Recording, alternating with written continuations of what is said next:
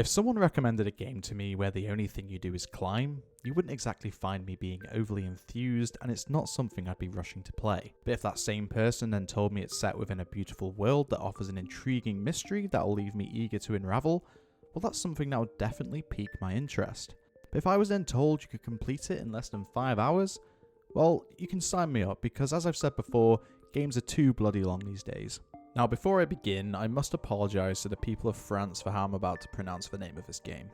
Introducing Jusant, an indie game developed by Don't Nod, who you might know from the Life is Strange games. It was released in October of this year to all systems except the Switch, and conveniently for me, it came straight to Game Pass.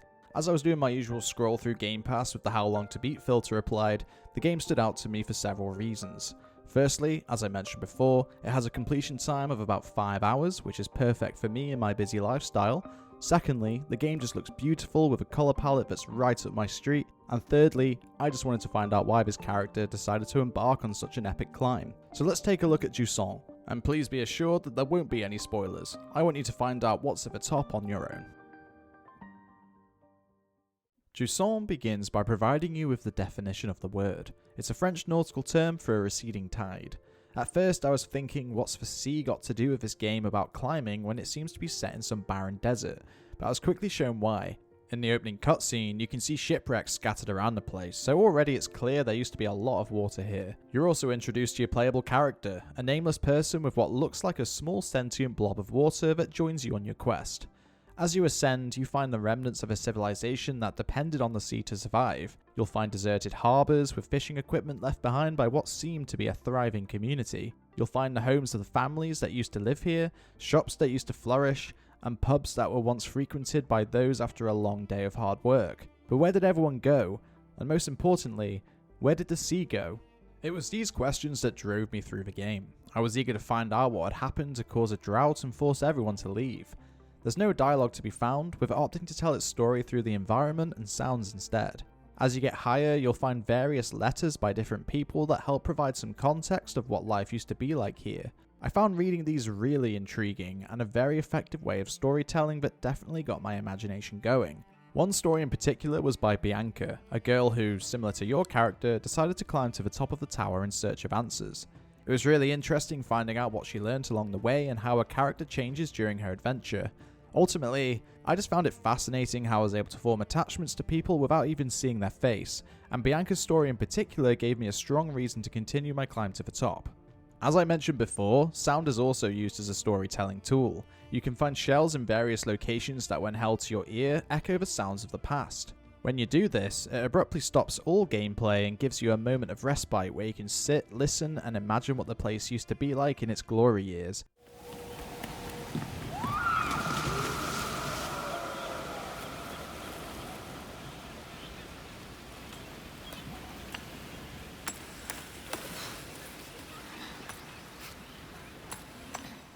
I found it evoked feelings of sadness hearing how a place with so much life can be reduced to nothingness and emptiness. But most importantly, it drove me forward with me wanting to find the answer to the most important question. Why? I'm not going to sit here and tell you why the tide receded and destroyed a civilization, that's on you to find out, but I will tell you that the story of Jusant is a beautiful story that offers a mystery you'll be theorizing about long after finishing it. I really enjoyed the story and world the game built, and I implore you to experience it for yourself.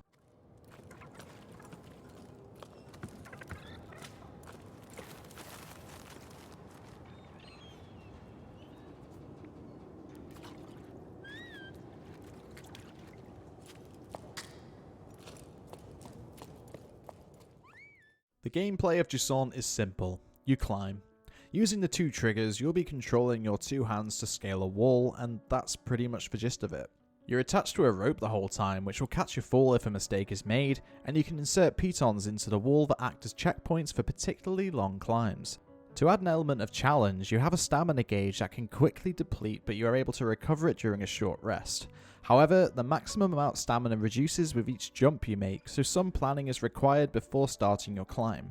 Not only is your rope a safety net, but you can use it to swing, run along the side of a cliff face, or descend from dangerous heights. With each chapter, it does try to offer something different in the ways of traversal. You can hang on to pebble bugs that can do a lot of the climbing for you, you can use your little water friend to activate plants so you can reach higher places, or in one chapter you can use the wind to extend your jumps. I'm happy these changes are gradually introduced because the climbing never becomes stale. It requires thought and you're left feeling very pleased with yourself when a risky decision pays off. Climbing eventually becomes second nature to you, and it's always fun on a straight and narrow section where you'll be tapping your triggers frantically as your character flies to the top with ease. Now for any completionists out there, in addition to the seashells and letters, you can also find cairns in various locations on the mountain. I did find a lot of these through natural progression, but as collectibles are in any other game, they're a great way of encouraging exploration. This game is definitely not hard, and the path forward is usually very obvious. I rarely needed to insert pitons as I was able to climb to the top without any safety nets, and I rarely experienced any problems with stamina. But while the gameplay may not offer a challenge, it was very satisfying looking above at my route and planning the best way to reach the top. Using the rope was actually a lot of fun, and I was surprised with the physics of it. There were a few instances where my character would get stuck and the controls did feel a bit fiddly at times, but they were few and far between and never attracted from the overall experience.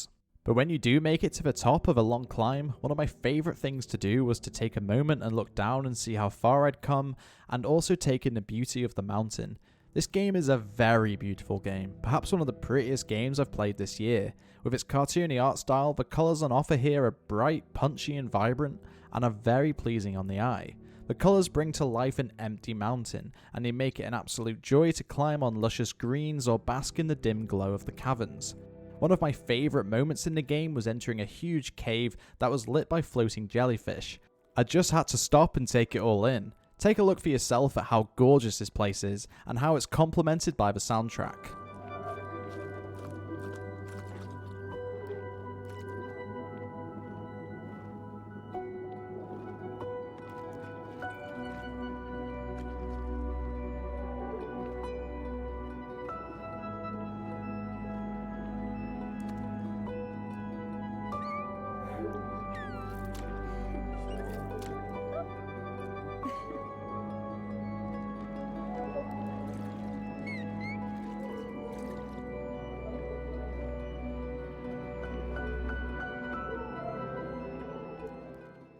On the topic of the soundtrack, the music on offer here is a pleasure to listen to.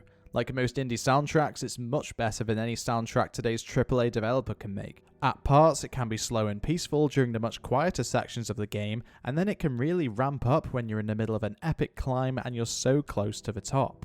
It works so well with the gameplay and art style on offer here, and it's something I'll be having on in the background, no doubt about it. But there are times in the game when there's just no music at all. It's you and your footsteps reminding you that you are alone on this journey. You'll hear the wind chimes blowing gently, and your footsteps become heavier and echo when you're walking inside. Hearing the sounds of the past when picking up the seashells can be incredibly eerie and emotional, and it was such an effective way of telling the story. Independently, the visuals, music and sound are incredible in their own right, but together, your jaw will be dropping and your imagination will be running wild. It's just that good. As you can probably tell, I like this game a lot. I loved playing it, I loved looking at it, I loved hearing it. While it doesn't offer a huge challenge, its environmental storytelling is enough on its own for me to recommend. It's an indie game I think everyone should play, and if you're like me with little spare time for the huge games, then I think you're really going to enjoy it.